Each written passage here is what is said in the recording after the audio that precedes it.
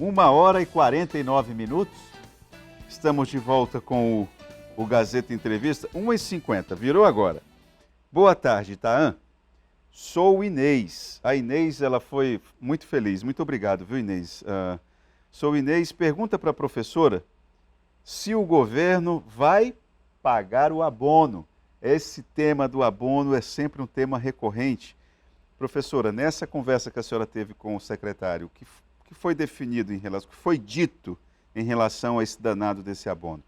Olha, o secretário assegurou, assim como o governador, né, depois de eleito, eu assisti no programa do Roberto Vaz, ele garantindo o pagamento do abono aos professores. Na verdade, não é só para os professores, né, para a educação.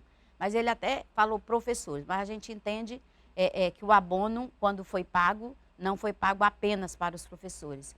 Então, isso foi assegurado, né, ontem, novamente, pelo secretário, o pagamento do abono. Agora, tem uma novidade aqui sobre o pagamento do abono. Né? Qual é? E que o secretário, possivelmente, alguns dias, vai estar soltando uma nota em relação a isso. Mas, como ele falou ontem, eu vou dizer aqui. É possível, trabalhadores em educação, né, em especial os professores, que o pagamento do abono não seja efetuado em dezembro. Por quê? Como foi assegurado, né, pelo governo, pelo secretário anteriormente. Porque nós estamos vivendo ainda uma lei eleitoral, nós sabemos que tivemos uma eleição estadual agora em outubro. E essa lei, num dos artigos dela lá, coloca que 3 meses antes da eleição e 3 meses após a eleição, os governos não podem estar concedendo abono, reajuste, nada, algum tipo de benefício. Algum tipo de benefício para os trabalhadores em geral daquele estado, né? Então, a lei proíbe isso. Então, dezembro, nós ainda não vamos estar com 3 meses após a eleição, que foi em outubro. Então, é provável que o pagamento do abono seja efetuado em janeiro e não em dezembro. Eu posso dar essa garantia aqui, que realmente vai ser só em janeiro e não em dezembro? Não 100%, porque o governo está tentando, com a PGE, achar brechas para pagar em dezembro, para manter a palavra. Mas, sinceramente, eu acredito que não vai ter brecha, porque a lei é clara em relação a isso. E aqueles que duvidarem, procurem a lei eleitoral, vá lá no Google, pegue lá e vejam. E o pagamento pode ser feito no ano seguinte? O pagamento do abono pode ser feito no ano seguinte? Pode ser feito no ano seguinte. Até porque esse pagamento desse abono agora, ele nem vai ser um pagamento feito através do Fundeb. Ele é através de uma verba que tem a verba 100, né, que é a arrecadação do Estado, e tem uma verba 300. Então, eles vão pagar através dessa verba e, segundo ele, o dinheiro já está na conta para pagar o abono. Mas aí... terminando aqui, só que em dezembro existe esse impedimento legal da lei eleitoral e que poderá ficar para janeiro, mas garantiu que o pagamento do abono será feito aos trabalhadores da educação. Inclusive, existe já até um estudo feito em termos de valores, que também ainda não foi divulgado, né, mas me foi passado e eu vou passar aqui, que ele vai estar em torno de 7, 6 e 5 mil.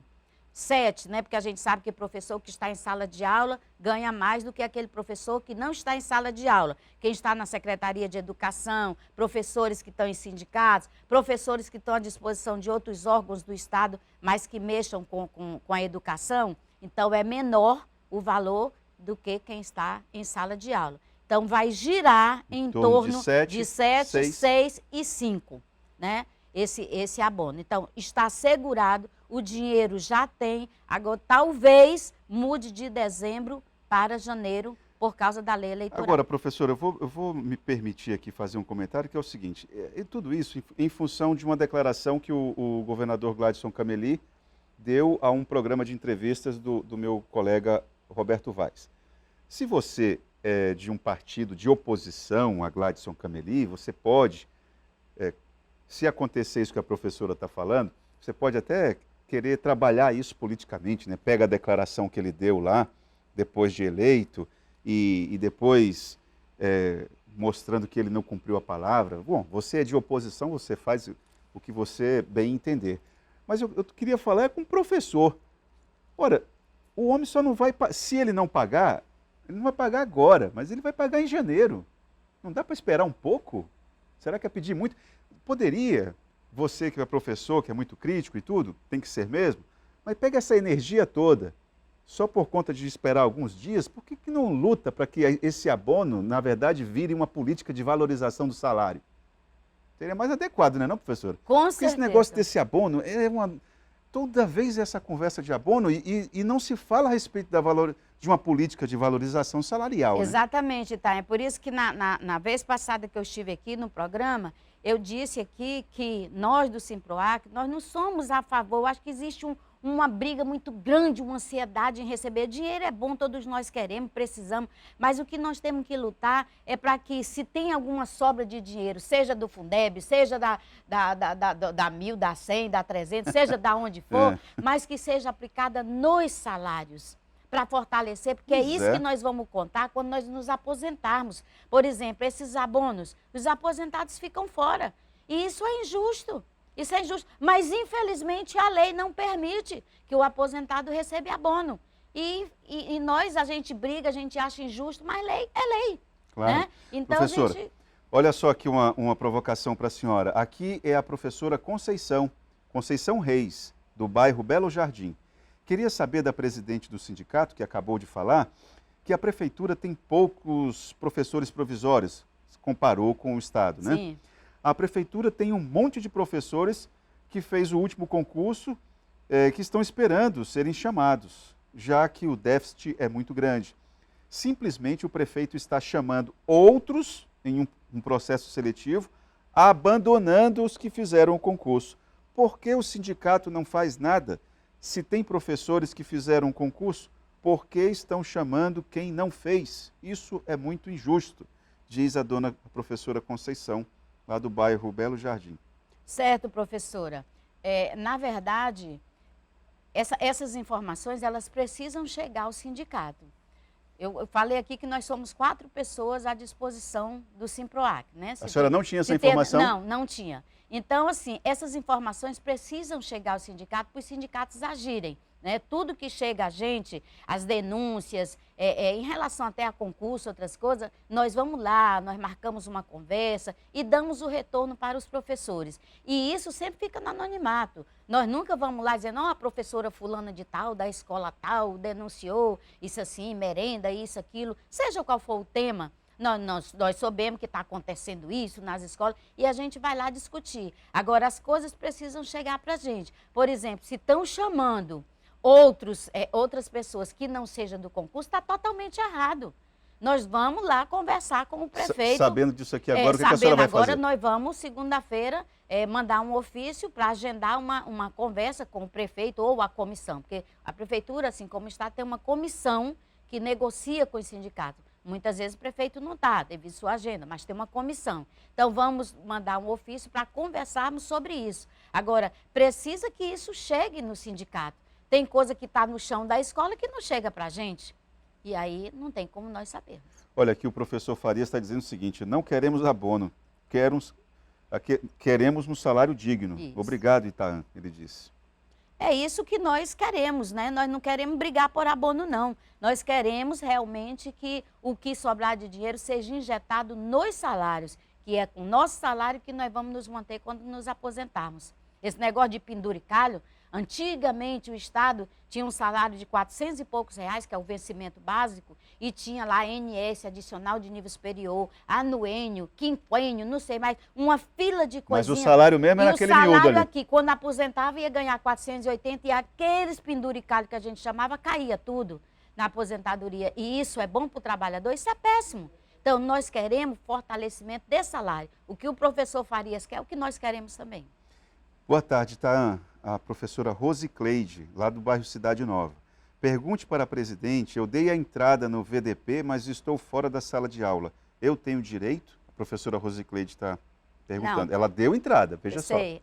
A VDP, que é de um ano para outro, né? Você tem que estar em sala de aula. Se você tiver licença médica, se você estiver afastada, se você tiver de licença prêmio, você perde o direito da VDP. É por isso que o Simproacre, desde que surgiu a VDP, se eu não me engano, que eu sou ruim de datas, mas se eu não me engano foi em 2015, desde que surgiu que nós tentamos acabar com essa VDP e incorporá-la ao salário. Mesmo que vá para cada um valor pequeno, mas aquele valor pequeno compõe o seu salário, compõe a sua remuneração. VDP, tem pessoas que recebem, outros não, porque depende de uma avaliação, depende da escola ter conseguido um índice tal no IDEB, tem uma série de critérios. É porque a valorização por desempenho profissional. Exatamente. Se a escola que você pertence, por exemplo, vamos supor, teve um desempenho bacana no IDEB, sim, opa, aí serão premiados todos com a VDP. Se não ter, ninguém vai receber. Nós estamos já pedimos para iniciar um diálogo com o governo, acredito que provavelmente até semana que vem, inicia esse diálogo de mudar os critérios da VDP. Nós estamos querendo trabalhar, dar uma nova roupagem para a VDP. Inclusive, conversar com ele, porque abono a gente sabe que ao longo dos anos, eu tenho 30 anos na educação, a primeira vez foi o ano atrasado que nós recebemos o abono. E agora, né, não é uma coisa que a gente vinha recebendo. Que ao invés de ter abono, seja feito uma VDP com novos critérios, aonde acolha todos e que seja fixo todos os anos para todos receberem. Mas aí, eu vou lhe dizer uma coisa, se permanecer essa mudança de critério que a senhora está sugerindo aí, digamos que o espírito da VDP morre, né? O espírito da VDP morre da forma que está. Porque a ideia é estimular o educador a ter práticas inovadoras ali na sala de aula, fazer com que os indicadores daquela escola sejam elevados.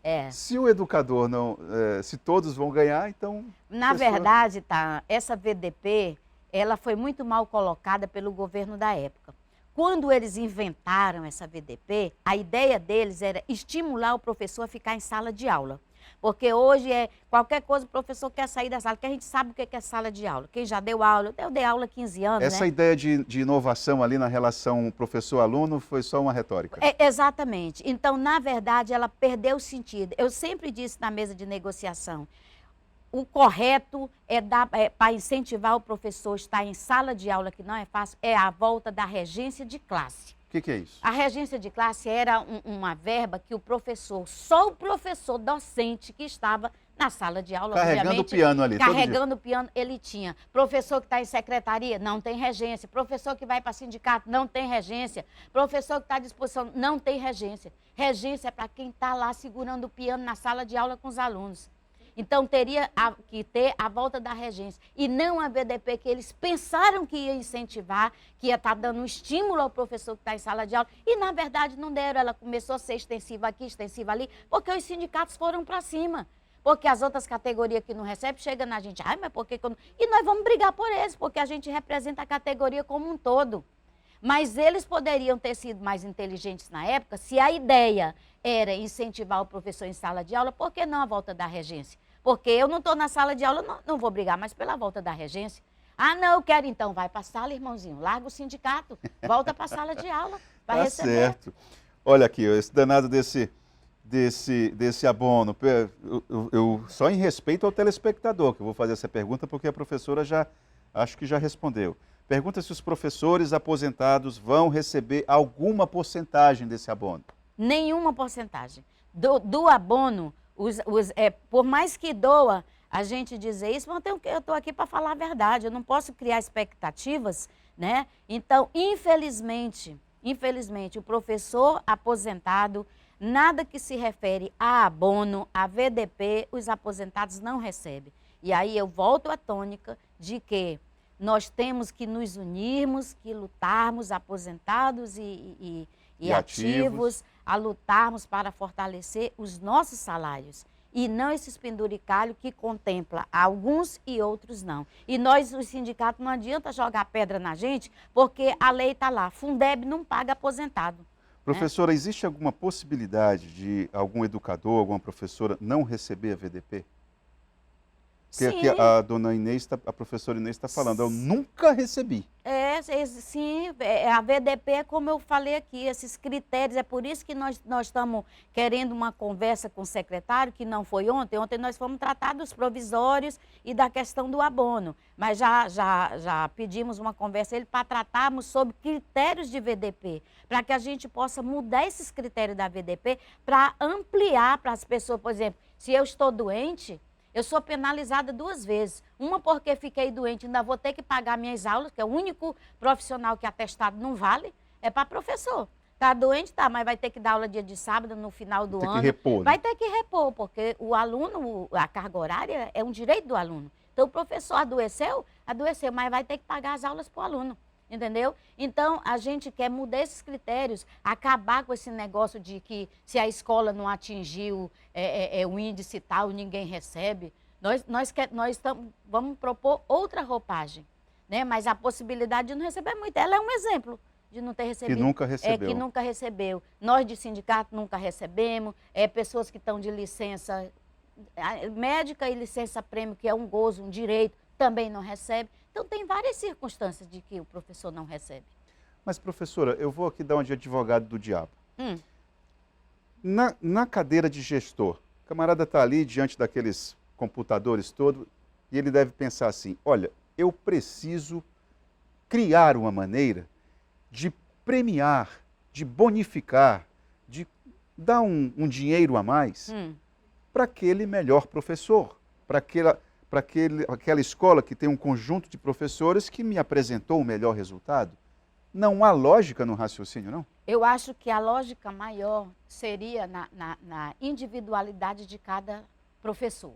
Por exemplo, logo que a VDP foi criada, a VDP não foi criada com critérios de escolas, porque aí, por exemplo, aqui um exemplo bem prático. Nós temos, por exemplo, 15 professores numa escola X.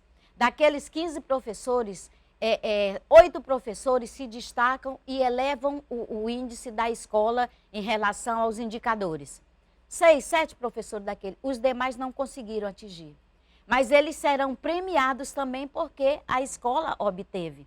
Eles continuam com a prática dele, digamos que não era uma prática de eficiência, mas foram bonificados por conta de 5, 6 que segurou aquele piano, aquela onda e fez com que a escola atingisse. Me entendeu? Entendi. Então, eu acho que tem que ir individualmente, porque a Secretaria de Educação tem como fazer essa avaliação de cada profissional. Ela tem, então, ela tem esse instrumento. Tem. Então, se eu conseguir um êxito X, aprovação, frequentei todas as formações, participei de planejamentos e PPP, que é uma obrigação do professor, participar de planejamento da escola, né? Então, se eu fiz isso, eu atingi a meta tal, eu vou ser bonificada por isso. Professora, agora, o meu colega lá, que não participou, que não fez tudinho, aí ele não correu atrás. Você vai premiar o preguiçoso, né? Exatamente, né? Professora, nem tudo é pedra que tem. A professora Alcilene é uma mulher comprometida com a nossa causa genuinamente. Parabéns pela postura dela. A pessoa não se identificou, mas fica aqui essa leitura a respeito da sua conduta à frente do sindicato. Agradeço, né? Porque a gente tenta, né? Tem muita coisa que eu sou professora, eu vou me aposentar como professora. Na minha família, éramos 6 mulheres, né? Uma faleceu, mas nós, todas 5 são professoras. Que bom. A única que morreu era bancária, mas as outras, tudo nós somos professoras, né? Então, professora, a gente é uma causa nossa. Muito obrigado. Gazeta Entrevista sempre vai estar com espaço aberto para vocês, tá bom? Eu que agradeço pela oportunidade e me coloca aqui à disposição, né? Se vocês convidarem, a gente faz por aqui de novo. Muito obrigado. Vamos para o intervalo e já voltamos com o Gazeta Entrevista.